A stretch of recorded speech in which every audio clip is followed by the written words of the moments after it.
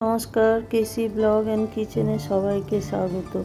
আজ আমি দেখাবো ব্রেকফাস্ট বা টিফিন রেসিপি। ঝটপট হয়ে যায় ব্রেড দিয়ে এই রেসিপি। চলো স্টার্ট করি। দেখে নাও আমি কিভাবে বানাচ্ছি।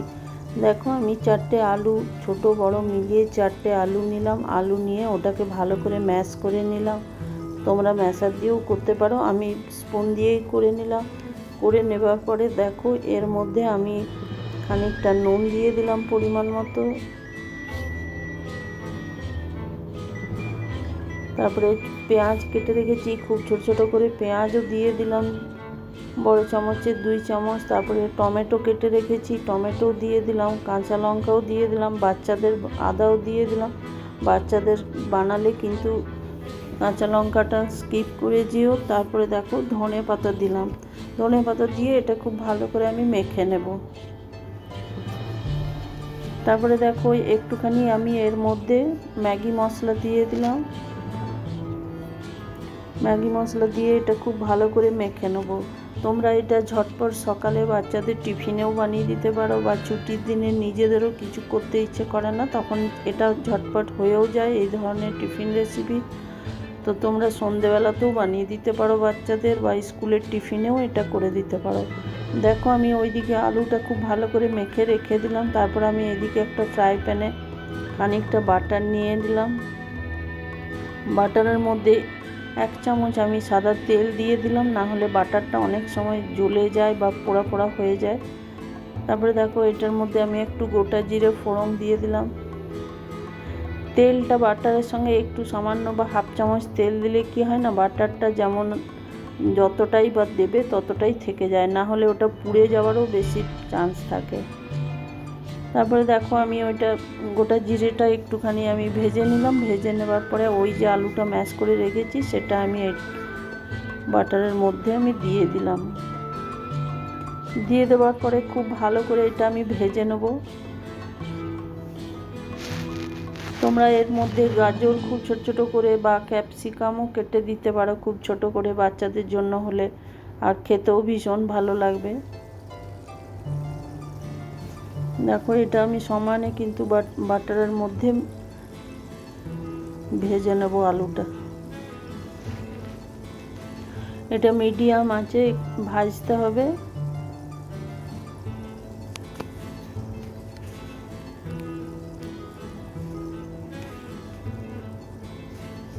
তারপরে যারা আমার চ্যানেলটা সাবস্ক্রাইব করোনি তাদের সাবস্ক্রাইব করার অনুরোধ রইল, এবং লাইক শেয়ার কমেন্ট করারও অনুরোধ রইল।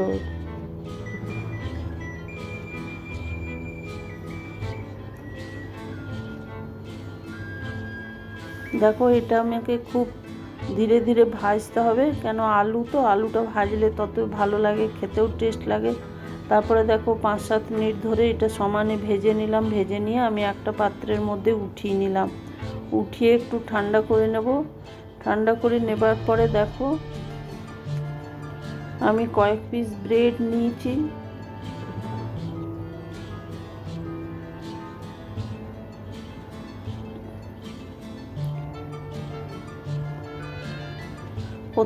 প্রথমে আমি 4 পিস ব্রেডই বানাবো। দেখো, দেখে নাও।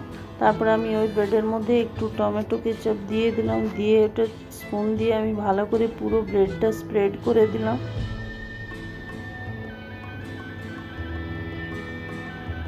আমি দুটোতে একটু বেশি দিয়েছি, সেটার মধ্যে আমি ওই আলু মশলাটা দেবো, আর যেটাতে আমি কম দিয়েছি সেটা আমি ওপরে দেবো। তারপরে দেখো, এটার মধ্যে খুব ভালো করে ভরে দিতে হবে আলু ব্রেডের মধ্যে।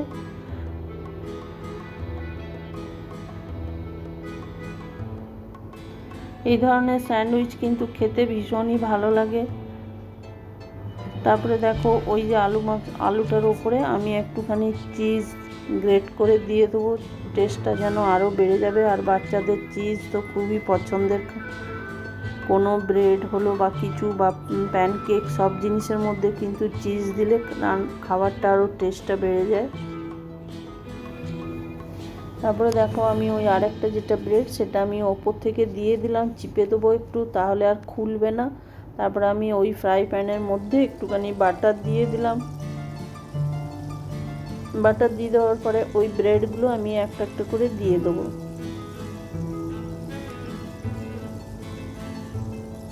এটাও কিন্তু মিডিয়াম আঁচেই করতে হবে, না হলে হাই করলে কিন্তু পুড়ে যাওয়ার, ব্রেডটা পুড়ে যাওয়ার সম্ভাবনা থাকে।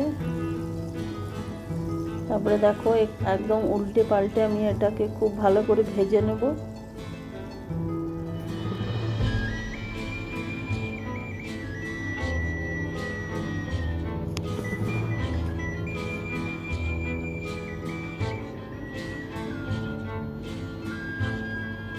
যতটা দরকার হবে সেই মতোই একটু একটু করে বাটার দিতে হবে, কেন কি এক পিঠটা হয়ে গেছে, আমি উল্টো পিঠটা ভাজবার জন্য আবার একটু বাটার দিয়ে দিলাম।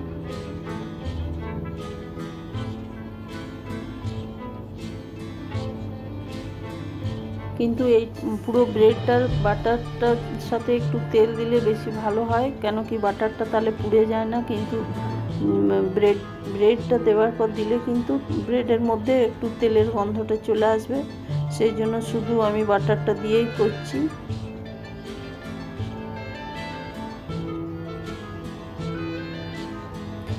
দেখো আমার একটা একটা করে ভাজা হয়ে গেছে, আমি উঠিয়ে নিলাম। উঠিয়ে নেবার পরে দেখো আমি কেটে দেখিয়ে দিচ্ছি কেমন হয়েছে।